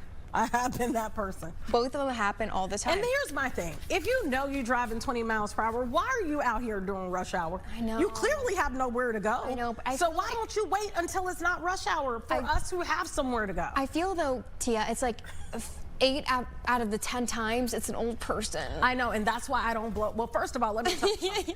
I'm not blowing. If you cause me any drama on the road, I'm not blowing at you. I'm not letting my window down. I'm not yelling at you because I don't have time for road rage. Energy. Yeah, I don't have time for that, and I don't want to fight anybody. I don't want any type of altercation, so yeah, just drive slow. It's not going to bother me either way. Which one, Gabby? You didn't pick. Every red light. Yeah, that's the easy one. Have free parking in the city for the rest of your life, or have VIP access to every festival the city has to offer? Oh, parking. Yeah, because I love driving everywhere. Like 2 minutes. It's okay. kind of easy. We see your fingers there, Brad. All right, Brad is the director of this show. He loves to put up his fingers and let us know how much time we have. It is his job. It is his job. Well, be known as the friend who always has the best restaurant recommendations, or the friend who always knows a shortcut. Knows a shortcut, and I feel like I am that friend actually. Knows a shortcut. Because I know Lower Wacker so well. Oh, like I feel how like to you'd get be the there. same. Yeah, how to get there. Okay. All right. How about you? Yeah, that's what I would go with, how to get there. Yeah, how to get there. Yeah. Traffic is getting worse around here. It is, yeah. I think we are now officially #1, if I remember right. Shot of Malort, or miss the train home? Shot of Malort. Yeah, missing a train sounds like a bad idea. Yeah. Okay, since we only have 2 minutes left, really 1 now, probably, according to Brad, what would be your New Year's resolution? I think it's the same as last year, which is try to post more on social media. I think I stopped for a while because I was planning the wedding and stuff like that. You know, and sometimes it takes a while to curate a post, or you forget because you're so busy throughout the day. So I'm trying to do like day of my life videos, which are fun. You know, you're going to document what you're doing. So I would say post more on social media. Okay, I like that. I think my goal for 2026 is to end the year at least. Well, first of all, getting healthier, that's definitely number one. But I gotta buy me a lake house. I don't care how tiny it is. I don't care if it's 2 bed. Actually, it could be 1 bedroom at this point. I want a lake house somewhere. CTA, that's what I'm learning about you. I see you as such like a city girl. And no, but I'm learning that you're trying to get that cowboy. Well, I think because I was born cowboy boots. You know what I mean? I was born here. I've done all the hustle and bustle. That's true. We do it every day coming to work anyway. Yeah, I mean, you know. I have a couple recommendations for you in Michigan then. Yeah, but see, I ain't trying to. Nothing like lake memories. This is where it gets crazy. I'm not trying to spend a lot of money. All I got is about. Oh well, I'm gonna tell you that you're probably gonna spend a lot of money. Or less. On that, okay, you can donate to Tia's Lake House Fund. Please. And any of my funds too. I have a lot going on. Okay, thanks for joining us on this Monday. Hopefully you guys had a good weekend, a good holiday. We will see you tomorrow.